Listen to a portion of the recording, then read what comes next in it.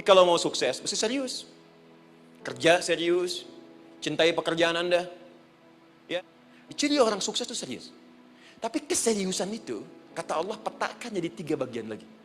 Karena jahadu itu punya 3 turunan kata. 1, keseriusan merencanakan, disebut ijtihad namanya. Punya rencana. Mappingnya apa? Stepnya apa? Oke, Anda ingin kerjakan sebuah proyek, baik, proyeknya berlangsung berapa lama? Target kita apa? Jangka panjangnya, menengahnya, jangka pendeknya. Kemudian apa tantangan yang akan dihadapi di setiap tahapan-tahapannya? Selesaikan. Bahkan saking pentingnya tahap perencanaan ini, ditunjukkan oleh Allah langsung lewat sholat. Teman-teman masih ingat sholat pertama yang kita kerjakan? Setiap hari sholat apa namanya? Subuh. Apa artinya subuh? Tuh, ini masalahnya. Ini kata Al-Quran sendiri ya, kata Al-Quran sendiri. Nanti akan ditemukan orang yang ibadah tidak paham apa yang dikerjakan dan dilakukan dalam ibadahnya. Contoh sholat. Kata Allah akan ada orang sholat yang saat sholat tidak mengerti apa yang dia baca dan dia lakukan dalam sholatnya. Jujur tanyakan pada diri kita. Sampai detik ini, dari sekian ribuan kali ruku dan sujud, berapa persen bacaan sholat yang kita pahami? Jangan-jangan kita ruku tapi nggak ngerti yang dibaca. Sujud tak paham yang diungkapkan. Bagaimana bisa khusyuk? Mustahil. Maka kembali ke sini, kenapa sholat pertama itu disebut dengan subuh? Teman-teman, ternyata semua nama sholat dari subuh sampai isya, plus bacaan dan gerakan dari takbir sampai salam, itu bukan sekedar gerakan semata. Semua ada artinya, ada maknanya. Dan diajarkan oleh Nabi langsung. Nah, waktunya, ini sholatnya disebut fajar. Kenapa disebut fajar? Karena saat kita tidur, terus dengar suara azan, Allahu Akbar, maka memancar dari iman kita, rambatan untuk merespon suara itu, bangun kita untuk menunaikan sholat. Waktunya disebut subuh. Kenapa disebut subuh? Dari kata asbah. Asbah itu artinya yang siap dengan rencana. Dia orang Islam tuh nggak ada yang bangun dari tidurnya kecuali punya rencana jelas yang akan dieksekusi di hari itu. Makanya sebelum kita bekerja mengeksekusi itu, kita datang menghadap Allah supaya Allah berikan kemudahan di setiap aktivitas kita. Coba lihat manajemen Nabi. Bukankah sebelum tidur beliau istighfar dulu? Dirinci pekerjaannya, dicatat yang akan dikerjakan besok, istighfar 70 kali, 100 kali, sehingga dengan istighfar saat tidurnya tenang. Coba kita biasakan. Ada yang baca Quran, ada yang istighfar. Kalau nggak percaya silahkan cek. Begitu Anda lakukan, tidurnya enak. Besoknya rencana itu sudah siap. Makanya ketika bangun, siap jam 7 mau kemana, jam 8 ada di mana, jam 12 kerjakan apa. Sebelum mengerjakan itu, datang kepada Allah, sujud, ya Allah, saya punya rencana ini tolong mudahkan. Begitu caranya. Itu yang disebut dengan subuh.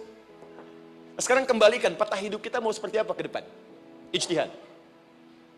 Yang kedua, kalau sudah jelas konsepnya, visinya sudah ada, maka jihad. Yang kedua, jihad. Jihad itu eksekusinya, aksinya, actionnya, perjuangan fisiknya. Awas, ini penting ya, jihad itu jangan dipersempit maknanya kepada situasi peperangan saja, tidak. Banyak jihad itu luas sekali medannya. Karena jihad itu perjuangan fisik.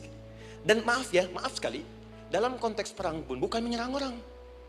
Tapi membela diri saat diserang. Di Islam itu bukan agama ekspansi. Cek di sejarah, nggak ada Islam menyerang. Yang ada itu membela diri saat diserang. Atau saat orang lain dizalimi dan kita diminta untuk terlibat, kita membantu. Ini bukan dalam konteks sekarang yang banyak dibincangkan. Tembak orang, bom orang, nyerang orang, bukan. Nah, misal mencari nafkah itu jihad. Cari nafkah jihad. Quran surah keempat ayat 34, paling kiri sebelah atas. Tugas pertama ketika menikah, kata Allah, ar-rijalu qawwamuna 'alan nisa. Setiap lelaki itu diminta oleh Allah untuk mengatur bagian rumah tangganya. Jadi pemimpin di rumah tangganya. Ya bima faddalallahu ba'dahum 'ala ba'din, karena diberikan kemampuan untuk memimpin. Di pemimpin itu ada di suami. Dan ciri khas pemimpin, Bu, biasanya ciri khas pemimpin apa, Bu? Bukan tegas, bukan. Ciri khas pemimpin itu tidak mau dipimpin. Makanya kalau ada sesuatu, masukkan lewat usulan, jangan beri saran. Kalau saran susah, itu pemimpin. Baik, tapi yang paling luar biasa kata Allah, perhatikan kalimatnya indah sekali. Wa bima anfaqu min amwalihim. Saya berikan tugas untuk mencari nafkah. Ketika seorang lelaki bertugas mencari nafkah, ingat ya, konteks apapun, kalau perempuan nanti bekerja bukan nafkah poinnya. Bisa hobi, ya, bisa aktivitas, tapi nafkah kalau sudah menikah itu ada pada suami. Perempuan tidak. Kalaupun tidak dilarang perempuan bekerja, tidak. Sayyidah Aisyah mengajar, ada yang para sahabiah jadi perawat, ada yang pengajar. Banyak dulu sahabat Nabi yang perempuan mengajar. Ya kan ada pelajaran-pelajaran khusus perempuan. Ya ada bagian perawat, ada dokter. Ini kan yang ngandung perempuan, masa yang perisa laki-laki? Ya, ada bagian perempuan tertentu, itu silahkan bekerja boleh. Tapi nafkah laki-laki. Begitu lelaki meniatkan pekerjaannya karena Allah untuk mencari nafkah, itu setiap langkahnya jihad fisabilillah. Wafat, syahid. Maaf ya, apakah selama Anda bekerja sudah diniatkan ibadah? Jangan-jangan cuma kerja aja. Kalau cuma kerja, apa bedanya Anda dengan yang belum beriman? Anda wafat juga. Kerja di gedung yang sama, berangkat menemukan kemacetan yang sama. Apa bedanya iman kita dengan yang lain? Satu, kita pasti wafat, pasti pulang. Dan kita nggak bisa pilih, ya nggak bisa pilih. Siapkan, itu jihad. Terakhir, tidak mudah mengeksekusi ini, pasti ada tantangan yang ketiga, namanya mujahadah.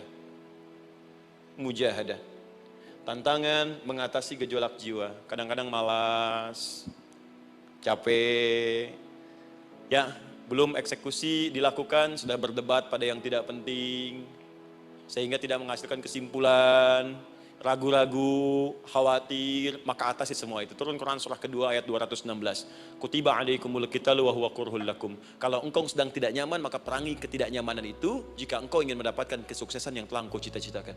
Asa an takrahu syai'an fa huwa khairul lakum. Boleh jadi apa yang engkau tidak rasakan sekarang, engkau rasakan gak enak, gak nyaman, di balik itu Allah sedang siapkan sesuatu yang lebih baik untukmu. Wa asa an tuhibbu syai'an fa huwa syarrul lakum. Mungkin yang engkau harap-harap sekarang boleh jadi itu belum baik untukmu sekarang.